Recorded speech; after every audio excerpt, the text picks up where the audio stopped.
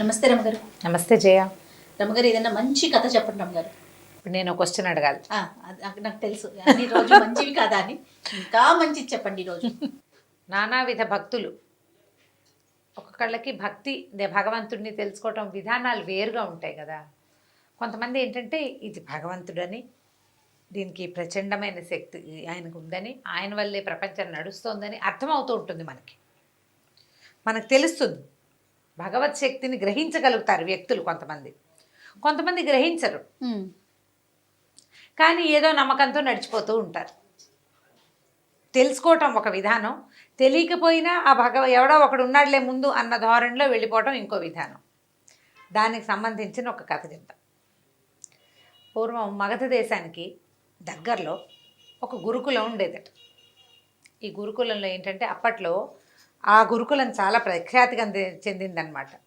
మామూలుగా ఏదో పిల్లాన్ని తెచ్చి చేర్చేయడం కాదు. ఓహో, వాళ్ళు టెస్ట్ చేసి తీసుకునేవాళ్ళు. ఎంట్రన్స్ టెస్ట్ ఉండేది ఖచ్చితంగా.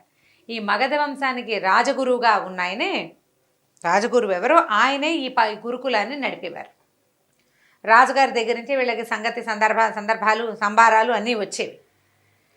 ఆయన ఇక్కడ అప్పుడప్పుడు, అంటే ఇక్కడ ఎక్కువగా ఉండి అప్పుడప్పుడు రాజధానికి కూడా వెళ్ళొస్తుండేవాడు, రాజగురువు కాబట్టి.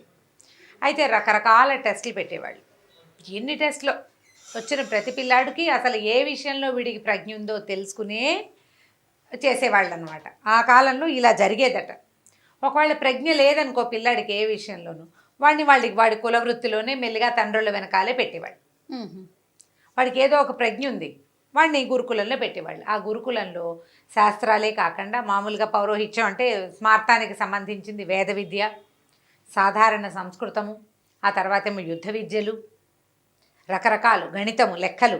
వాళ్ళు రేపొద్దున దీనిలాగా గుమస్తాలుగా దానిగా పనికొచ్చేవాళ్ళు అనమాట. అకౌంటెన్సీ అలాంటి వేరు విభాగాలు ఉండేవి. అన్ని విభాగాలకి ఏదో ఒక సంఖ్యాపరమైందో ఇంకో పరమైందో ఒక ప్రశ్నలు ఖచ్చితంగా ఉండేవి. అయితే కొంతమంది తిరిగి వెళ్ళిన పిల్లల్ని ఏం చేసేవాళ్ళు, రాజుగారు వాళ్ళు ఊరికే దిగులు పడకుండా ఏదో వాళ్ళకి 10 పావలా ఇచ్చి ఇళ్ళకెళ్ళి వాళ్ళ తాలూకు సొంత పని చేసుకునేలాగా, లేదా అతి కొద్ది మందిని రాజుగారి దీంట్లో ప్రాపకంలో ఉంచుకుని అక్కడే ఆ వాకిట్లో ఏదో చిన్న పన్న పని చేస్తూ వాడు బతకాలి. ప్రజలని వదిలిపెట్టే రోజులు కావవి. వాళ్ళు ఏడుస్తారని వదిలేవాళ్ళు కాదు. నిరుద్యోగం అస్సలు ఉండేది కాదు. ఒక వయసు వచ్చిన పిల్లవాడు, చదువుకోవాల్సిన పిల్లాడు ఏదర్ చదవాలి, లేదా వృత్తి విద్య నేర్చుకోవాలి, లేకపోతే ఏదో ఒక పని చేసుకోవాలి. ఆ పని వాడికి నేర్పాలి, నిదానంగా నేర్చుకుంటారు. ఇలాంటి విధానం నడిచేది. మనం ఇది అవలంబిస్తే ఎంత బాగుంటుందో కదా. అద్భుతం కదా రమగారు. పాతకాలం స్వర్ణయుగము, ఇంకో యుగము అని. అయితే జనాభా సంఖ్య తక్కువ కదండి, అది ఒకటి క్యాలిక్యులేట్ చేసుకోవద్దు. ఇప్పుడు మన జనాభా సంఖ్య ఎంతమంది కానీ మనం ఉద్యోగాలు కానీ లేకపోతే ఇలాంటి భద్రత కానీ కల్పించగలుగుతుంది ప్రభుత్వం. అప్పుడు ఇలాంటి చదువులు కానీ ఇలాంటి ఉద్యోగాలు కానీ ఆనాడు ఉన్నాయా? అప్పుడు చేతి వృత్తులు ఉండే కదా రమ్మగారు. వంశపారంపర్యంగా అదే వృత్తి కంటిన్యూ అవుతూ ఉండేది. ఇప్పుడు మనం వస్తు వినియోగం ఎక్కువ ఉండేది. ఇప్పుడు ఉంది జయ. అంటే చేతి వృత్తులు వారు చేసే అన్ని వస్తువులు మనం ఉపయోగిస్తున్నాం. ఎందుకు ఉపయోగించాము? అన్ని ఎలక్ట్రానిక్ గుడ్స్ వచ్చేలేదా రమ్మగారు? మరి అవన్నీ చేయడానికి మనుషులు కావద్దా? మిషన్స్ అయిపోవట్లేదు. మెషిన్ ఆన్ చేయడానికి మనిషి కావద్దు. ఇప్పుడు 10 మంది చేసే చోట ఒక్కరు సరిపోతారుగా. సరిపోరు. అది ఒకటి ఆలోచించద్దు.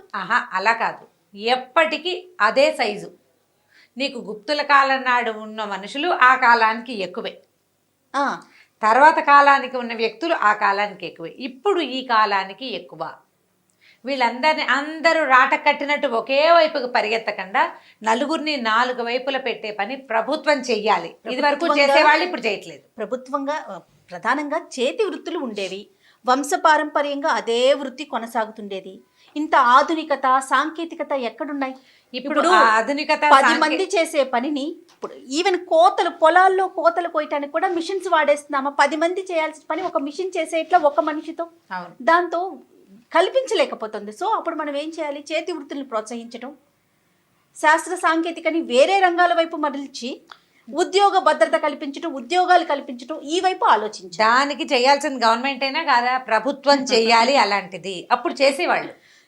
ప్రభుత్వం చెయ్యాలి తప్పకుండా. ఆ మొత్తం ఈ దేశంలో, ఈ రాజ్యంలో, ఈ ఊళ్ళో ఉన్న వాళ్ళందరికీ తినడానికి తిండి ప్రతివాడికి ఉండాల్సిందేనన్న నియమం అప్పుడు ఉండేది. అయితే ఏమైంది, ఈ చాలామంది స్టూడెంట్స్ వచ్చారు. ఈ సంవత్సరం కూడా ఒక సంవత్సరం వచ్చేసరికల్లా కొంతమంది పిల్లలు తిరిగి వెళ్ళిపోవాలి. అయితే వాళ్ళల్లో ఒక పిల్లాడు, వాడికి పేరు ఏదో ఉంది కానీ ఇప్పుడు నాకు అది గుర్తు రావట్లేదు, ఏమనుకుందాము, వృషభుడు అనుకుందాం వాడి పేరు. వృషభుడు. వృషభం అంటే ఎద్దు, అందుకని ఆ పేరు చెప్తున్నాను అనమాట. వాడు ససేమిరా నేను ఇంటికి వెళ్ళను అన్నాడు. ఇంటికి వెళ్ళను అన్నాడు. ఇంటికి పంపలేకపోయారు వాడిని. వాడికి ఏమీ రాదు, మొద్దు సరిగ్గా చెప్పాలంటే ఏం రాదు. ఏం చేస్తారు, వాడు నేను వెళ్ళనంటాడు. వాళ్ళ అమ్మా నాన్న ఏమో ఇప్పటికి 2-3 గురుకులాల్లో వీడు తిరిగిపోయాడండి, ఏదో ఒకటి చేసి ఉంచుకోండి, ఏమీ రాకపోతే ఏదో పని చేస్తూ ఇక్కడే ఉంటాడు. వాడికి చదువుకునే వాళ్ళని చూస్తే ఇష్టం, వాళ్ళతోటే ఉండాలని ఉంది. వాళ్ళు కొంచెం కలిగిన కుటుంబమే, వాళ్ళకి ఇంటి దగ్గర తిండికి లోటేం లేదు, వాడు పాఠశాలలో ఉండాలనుకుంటున్నాడు. అప్పుడు రాజుగారి ద్వారా ఏదో 2 మాటలు చెప్పించి గురువుగారిని ఒప్పించి ఆ పిల్లాడిని అక్కడ వదిలిపెట్టి వెళ్ళిపోయారు.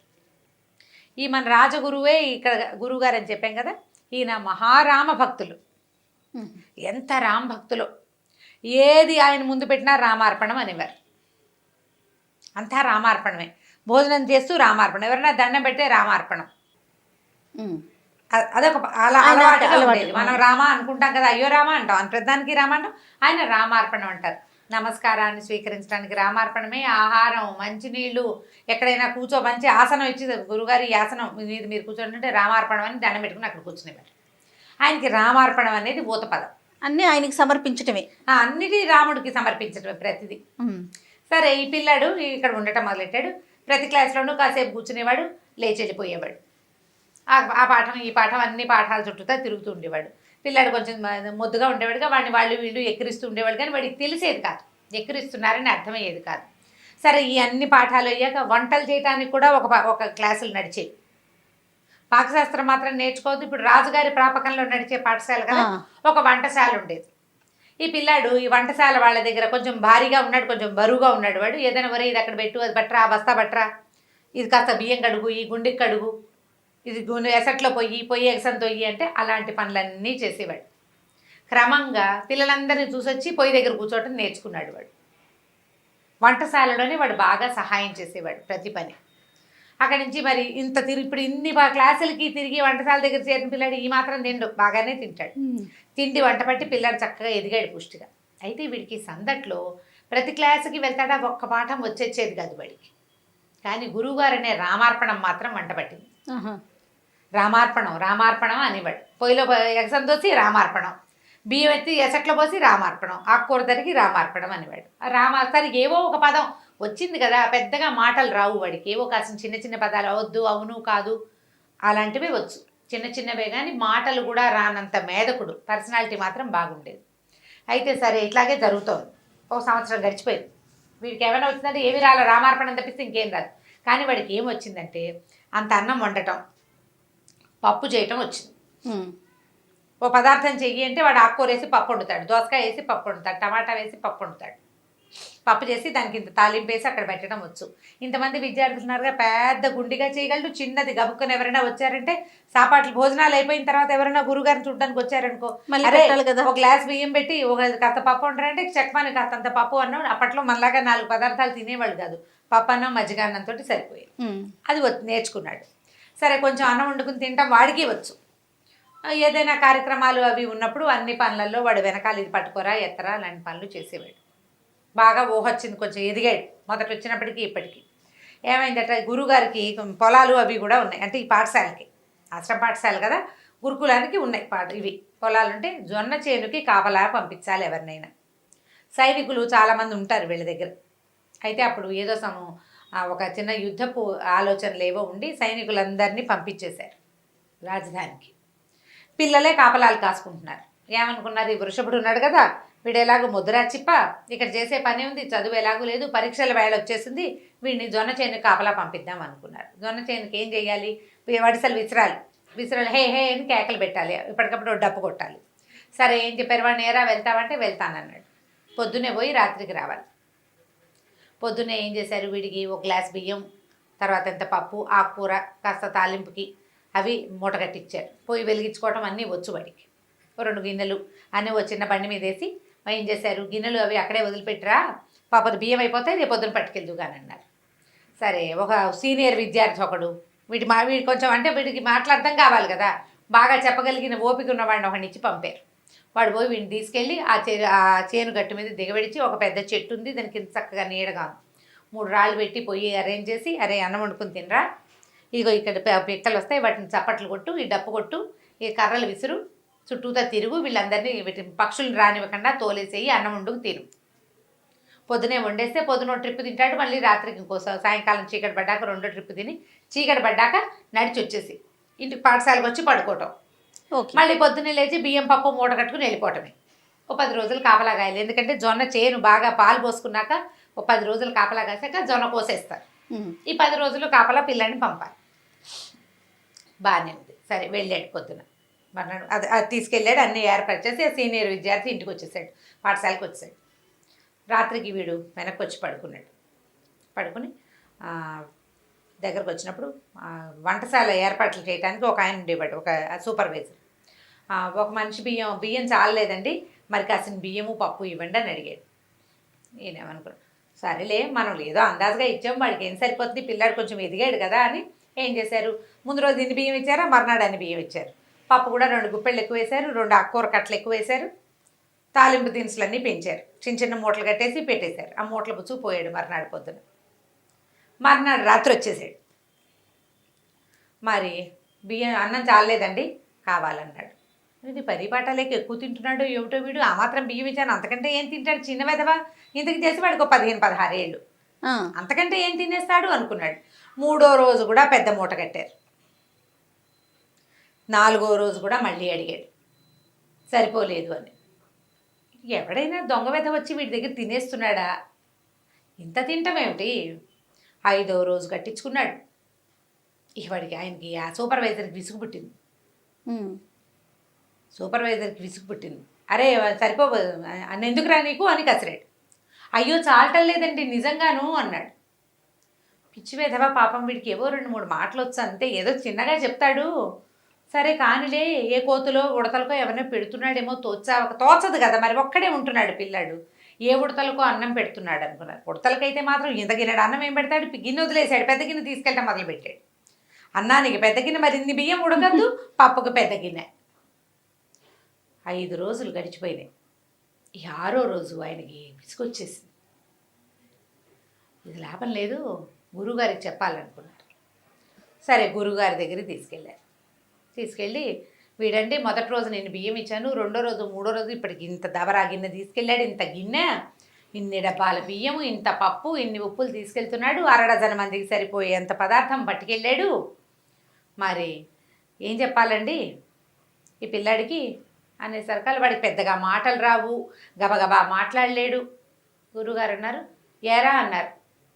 వీడు బిక్కమొహం వేశాడు. సరే ఆయన అన్నారు, అంతర్ముందు పంచాయతీ ఎందుకు, నువ్వు వెళ్ళిపోమని సూపర్వైజర్ని పంపేశారు. పిల్లని అడిగారు, ఏరా అన్నం వండుతున్నావంటే వండుతున్నానండి అన్నాడు. తింటున్నావా అంటే ఎక్కడండి, తిని 5-6 రోజులైంది అన్నాడు. అన్నమంతా ఏం చేస్తున్నావురా అన్నాడు. నువ్వు ఇన్ని డబ్బాలు బియ్యం పట్టుకెళ్ళావా అంటే పట్టుకెళ్ళానండి. వాడి ప్రతి వాక్యానికి రామార్పణం అంటుంటాడు. పట్టుకెళ్ళానండి రామార్పణం. మరి ఎందుకు తినలేదురా అంటే ఎక్కడ తినండి రామార్పణం, తినడానికి అవకాశం లేదండి రామార్పణం అనేసరి గురువుగారు రామార్పణం అనుకుని ఏమిట్రా సరిగ్గా చెప్పన్నాడు.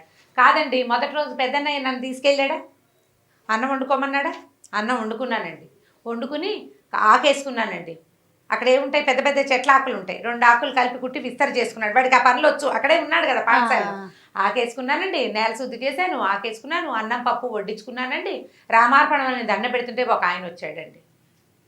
రామార్పణం ఒక ఆయన వచ్చాడు. ఆయన అన్నం పెడతావా నాకేనా అన్నాడు. అనేసరికల్లా మరి ఎవరికైనా అన్నం పెట్టమని నేర్పించారు కదా, పాఠశాలలో వాడికి నేర్పించిన విద్య ఏంటి, ఎవరికైనా పెట్టి తినాలి. వాడికి రెగ్యులర్ ప్రాక్టీస్ అది, వాడంతటి వాడు కంచం పెట్టుకుని అన్నం తినకూడదు. మరి ఇప్పుడు మేధకుడైన పిల్లవాడికి చెప్పాలి కదా, ఏదో ఒకటి నేర్పాలి. వీళ్ళు ఏం చేశారు, అన్నం పప్పు వండటంతో పాటు ఎవరికైనా పెట్టి తినడం అలవాటు చేశారు.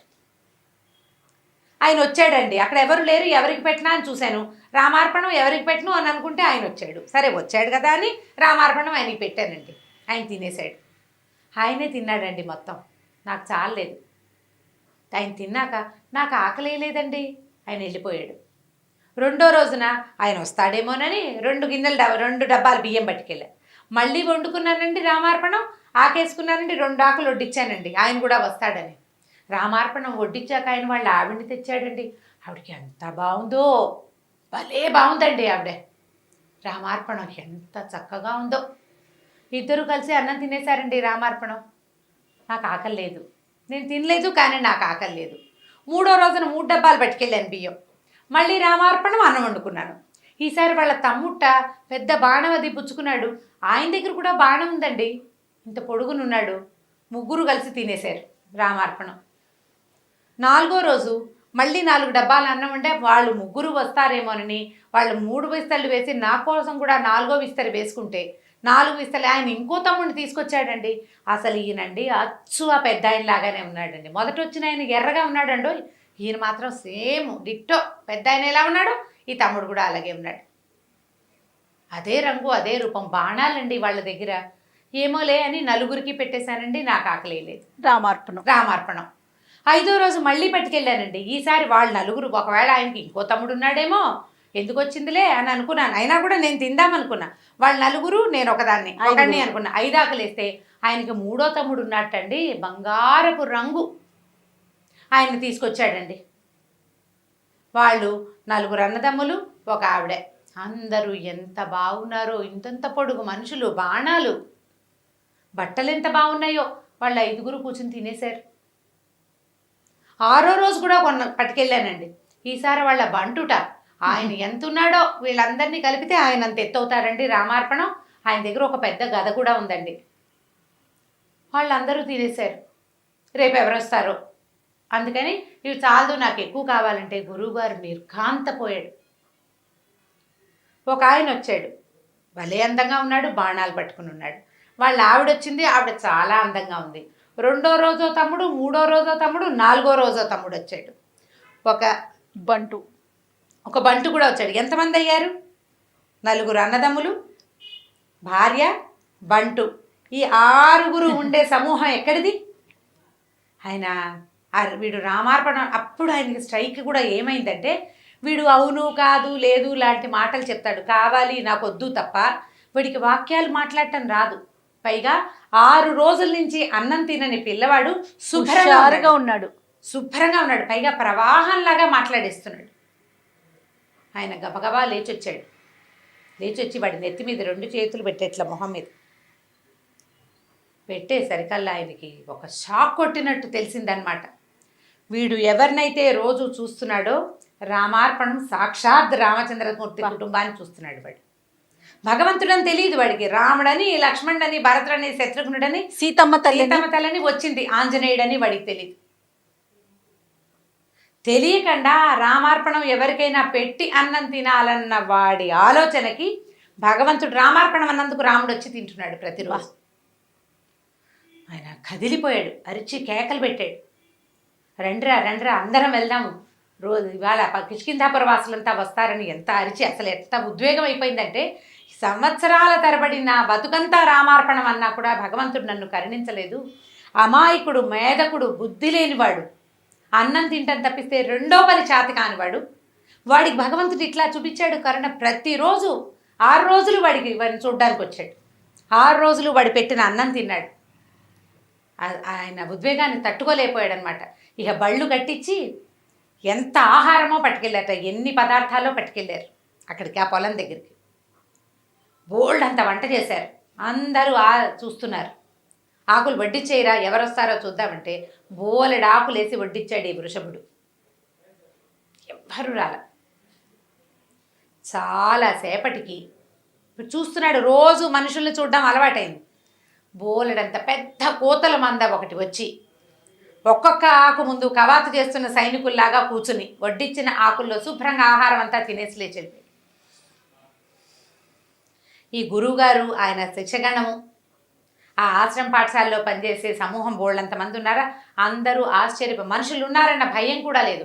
ఎలా అంత సమూహం, వానర సమూహం ఎలా వచ్చిందో, ఎలా వెళ్ళిపోయిందో తెలీదు. వచ్చింది మొత్తం వండిన పదార్థం ఒక్క మెతుకు మిగల్చకుండా, వెనక్కి ప్రసాదం మిగల్చకుండా మొత్తం పెట్టినవన్నీ తినేసేసి లేచి వెళ్ళిపోయాయి. గురువుగారి పిల్లవాడి పాదాలు పట్టుకున్నాను. రామార్పణం అనేది నోటితోటి అంటున్నాను నేను, వీడు త్రికరణ శుద్ధిగా అన్నాడు. అది తప్ప ఇంకొకటి లేకుండా చేసిన మనస్ఫూర్తిగా లోపల నుంచి, మామూలుగా నోటితో అంటంగా మనోవాక్కాయ కర్మలతోటి మాటతోటి, మనసుతోటి, కర్మతోటి కూడా, మనోవాకాయాలతోటి చెయ్యాలి. అది మనం చెయ్యాలి కదా. నోటితోటి అంటే ఏం ప్రయోజనం?